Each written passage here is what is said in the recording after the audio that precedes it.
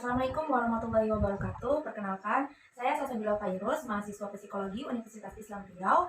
Hadirnya saya di sini untuk memenuhi tugas wawancara dengan mencari narasumber mahasiswa yang telah menjalani kegiatan pertukaran mahasiswa merdeka. Nah, kebetulan saya ada teman nih yang baru saja awal bulan 2 Februari kemarin pulang dari pertukaran kampus di kota pelajar, yaitu di Amikom, Yogyakarta. Yuk kenalan. Hai guys, kenalin nama aku Rafina Rasidin. Aku dari jurusan Hubungan Internasional Universitas Islam Riau. Oke, baik. Terima kasih Mbak Vina telah bersedia menjadi narasumber saya dan meluangkan waktunya. Nanti saya akan memberikan beberapa pertanyaan kepada Mbak Vina dengan waktu sekiranya 6 menit. Oke? Siap Mbak Sasa. Baik, saya akan memulai dengan pertanyaan pertama. Apa sih alasan Mbak Vina memilih mengikuti kegiatan PMM yang disediakan oleh Kemendikbud ini? Kalau aku kenapa pengen ikut PMM? Dulu tuh ngeliat teman-teman yang lain tuh pada kayak seru gitu loh. Terus juga kan dengan adanya PMM kita dapat relasi, dapat teman-teman dari berbagai daerah juga. Yang mana kita tahu sendiri kalau PMM ini kan diikuti sama mahasiswa dari Sabang sampai Merauke. Nah, jadi tuh kayak dengan adanya kegiatan itu membantu kita buat punya lebih banyak teman, terus juga bisa ngerasa kuliah di universitas orang lain kan gitu. Oke, selanjutnya selama masa pendaftaran PMM ini, apakah Anda memiliki kendala untuk melengkapi syarat-syarat yang diharuskan?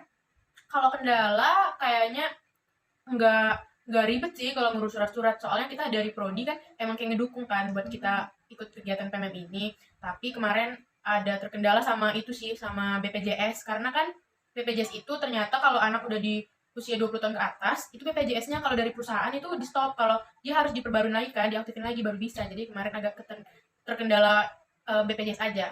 Oke. Kemudian untuk universitas yang Anda pilih saat itu, ada universitas apa aja sih? Kenapa Mbak Vina bisa menetapkan pilihan untuk memilih Universitas Amikom Yogyakarta sebagai pilihan pertama? Kalau itu ada dua universitas itu. Pilihan pertama ada Universitas Amikom Yogyakarta, sama pilihan kedua itu UPN Jawa Timur kalau nggak salah. Kenapa pilihan pertamanya Amikom? Karena kan dulu punya abang sepupu yang pernah HI juga di sana. Terus kan Amikom tuh walaupun kayak univnya kecil tapi terkenal sama teknologinya kan, kayak bagus gitu loh. Jadi terus juga yang paling penting tuh dia ada di Jogja kan, ya kayak pokoknya itu Jogja itu guys kota pelajar ya, semua orang tuh pasti pengen ke sana, dia itu sih. Oke. Next, pada saat hari pengumuman kelulusan, apa yang Mbak Vina rasakan di saat tahu bahwa Anda berhasil mengikuti kegiatan PMM di universitas tujuan Anda? Kalau pas pengumuman itu guys, itu kayak bener-bener rasanya itu 50-50. Karena 50% seneng, 50% sedih, karena aku sama teman-temanku daftar kegiatan PMM ini rame-rame kan. Nah, aku juga bukan yang pengen banget lulus gitu loh. Aku cuma ikut-ikutan kan. Nah, tapi malah teman-temanku yang daftar yang pengen banget itu gak ada yang lulus guys. Aku lulus sendiri. Jadi itu merasa kayak ini aku bakal bisa apa enggak sih ke depannya gitu. Sebenarnya itu terlalu banyak kekhawatiran yang enggak seharusnya dipikirin gitu loh. Padahal kalau udah dijalanin, kalau enjoy tuh insya Allah tuh bakal bisa gitu.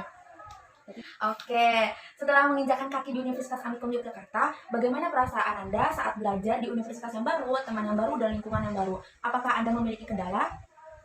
Kalau pertama kali sampai di univ itu tuh, pas pertama kali masuk ke kelasnya, mungkin agak sedikit terkendala ya, kayak karena di setiap universitas itu kan memiliki kebijakan mata kuliah beda-beda, walaupun kita dari jurusan yang sama. Terus juga walaupun mata kuliah sama itu pasti ada banyak perbedaan kan, jadi agak terkendala di pelajaran sedikit sih.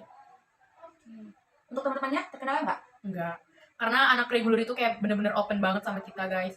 Terus juga yang penting kita bisa ngebawa diri kita aja, jadi mereka bakal open juga sama kita. Oh iya, setahu saya dalam kegiatan PMM ini ada yang namanya mata kuliah modul Nusantara kan Mbak? Ada. Nah, di mana rangkaian kegiatan ini difokuskan untuk menciptakan pemahaman kebinakaan, budaya sekitar, dan berkontribusi langsung dalam kegiatan sosial. Nah, kalau boleh tahu nih, modul Nusantaranya kemana aja sih Mbak? Tempat mana aja yang paling berkesan, yang pernah Anda dan teman-teman PMM pergi? Kalau namanya di Jogja kan tuh kan terkenal banget sama kota seni, terus kota candi, pokoknya tuh, terus sama museum gitu kan. Nah, awal-awal modul itu kita masih di kelas, terus kayak lama-lama kita ke museum, terus udah mau berapa terakhir itu kita ke candi kan, ke Candi Borobudur, ke Candi Pelawesan. Nah terus kalau yang bagian paling terkesan selama modul itu pas hari terakhir kita modul, kita ke Borobudur. Kayak boy, pasti semua orang itu yang belum pernah ke Jogja itu pasti pengen banget loh ngeliat Candi Borobudur yang masuk ke dalam 7 keajaiban dunia kan kalau nggak salah. Iya, iya. Jadi itu sih paling berkesan, kayak mimpi gitu. Akhirnya gitu sampai loh ke sini gitu. Makanya dengan adanya kegiatan PMM ini kayak sangat membantu sih. Wah, senang banget ya mendapatkan teman-teman dari berbagai daerah. Ada nggak sih satu bahasa daerah yang Anda pelajari dan dari teman Anda dan yang menurut Anda itu paling berkesan dan unik? Aku guys, karena aku kan di sana itu kontrak. Nah, satu kontrak itu bersepuluh. Yang 8 itu semuanya dari Sulawesi. Terus satu itu dari seorang Papua kan. Aku sendirian dari Riau. Nah, mereka itu di rumah nggak pakai, kita pakainya bahasa orang, pakai bahasa orang itu. Pakai bahasa Sulawesi. Aku bener-bener minggu pertama aku ngerti apa-apa. Karena mereka full ngomongnya Sulawesi guys. Aku cuma kayak haha ngomong-ngomong doang itu pas itu. Tapi kayak lama-kelamaan akhirnya aku bisa. Jadi kayak bahasa mereka gitu, logatnya sih kalau aku kayak sedikit berkesan lah sama aku. Sebenarnya kasih satu contoh kata. Kalau aku pertama kali diajarin sama orang itu akan ke Candi Borobudur, ke Malioboro. Terus kita jalan dari teras depan ke titik nol. Kan jauh guys, jauh banget. Terus aku ngeluh terus kan, kaki itu sakit. Terus diajarin ngomong gini, coba Pina ngomong apa di tibiti. Akhirnya itu bahasa kotor kan. Terus ujung-ujung itu apa? Aku bilang kan enggak, itu artinya sakit kaki katanya. Sakit kakiku, jadi itu kata pertama kali yang aku bisa. Oke. Next. Nah, sekarang nih, Bang udah ada di Riau nih kan. Sekarang gimana rasanya udah balik ke universitas asal? Universitas Islam Riau. Senang pulang ke sini tuh senang, bisa ketemu teman-teman kuliah lagi, bisa balik ke aktivitas kayak sebelum PMM lagi. Pokoknya ya senang lah. Oke, coba dong kasih rating untuk kegiatannya selama ini Anda ikutin. PMM ini per 10 berapa sih ratingnya? Aku kasih buat kegiatan PMM ini 9, karena kalau buat sebenarnya guys kegiatan PMM itu enak banget. Cuman yang bikin kita emosi itu selalu dikenal di dana. Itu aja, dana selalu ngaret beneran. Kalau selebihnya itu enak banget ya kalau menurut aku ya.